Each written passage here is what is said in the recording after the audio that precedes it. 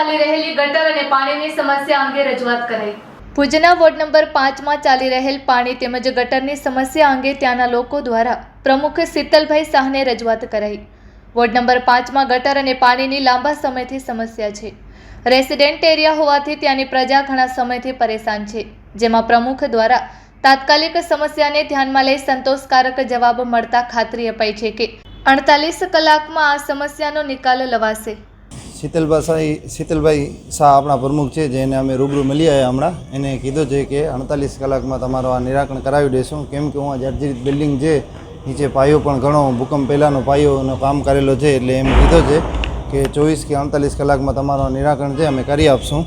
ને શિવમભાઈથી પણ વાત થઈ ગઈ છે, એને પણ કીધું છે કે અમારા કામ ચાલુ હમણાં 24 કલાકમાં તમારી આ પાણીવાળી સમસ્યા અને ગટરોની સમસ્યા બે પૂરી કરી દઈશું, કેમ કે અમારા વિસ્તારમાં ઘણા બધા પ્રશ્નો બીજા પણ છે। આ મેઇન પ્રશ્ન એ છે કેમ કે ઉहाँની પ્રજા પણ તકલીફમાં છે, પ્રજા પણ અમારી ઉहाँ ઘણી તકલીફમાં છે। એના હિસાબથી આ પ્રશ્નનું જલ્દીથી જલ્દી પ્રમુખ સાહેબને રજૂઆત કરી હલ કરી દેશે। એટલે જ માટે અમે અહીંયા રજૂઆત કરવા આવ્યા હતા કે ધમધમતો વિસ્તાર છે, જે એપીલ શેરી છે, હોકરા ફરિયામાંથી આ અંદર શેરીમાં આવે છે, સુમરા ડેલીથી આપણે અંદર આવીએ છીએ, બરાબર ને મેમણવાળો ડેલો પણ અહીંયા આવેલો છે। એના હિસાબથી કે રેસિડેન્સી એરિયા પણ છે, છોકરાઓ રમતા હોય છે, એટલા માટે અમે પ્રમુખ સાહેબને અપીલ કરી કે આ અમારું કામ જલ્દી તમે કરાવી દો। પ્રમુખ સાહેબે અમે સંતોષકારક જવાબ આપ્યો છે, કીધું છે કે 24 કલાકમાં તમારો આ અમે નિર્ણય લેરાવી લઈશું।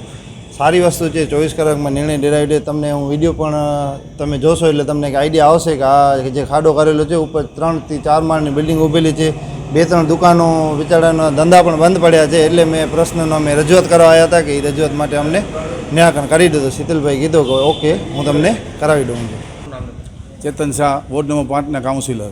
અમે પ્રમુખ સાહેબને રજૂઆત કરી, પ્રમુખ સાહેબ અમારા ફોન ઉપરથી સીધા અમને ત્યાં આવી ગયા, ત્યાં મુલાકાત લીધી સ્થળની ને તાત્કાલિક ઓર્ડર કર્યો કે આ કામ હમણાં 24 કલાકમાં થઈ જશે।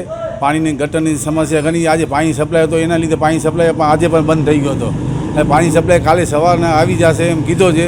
100% સાંજ સુધી 99% કામ થઈ જશે।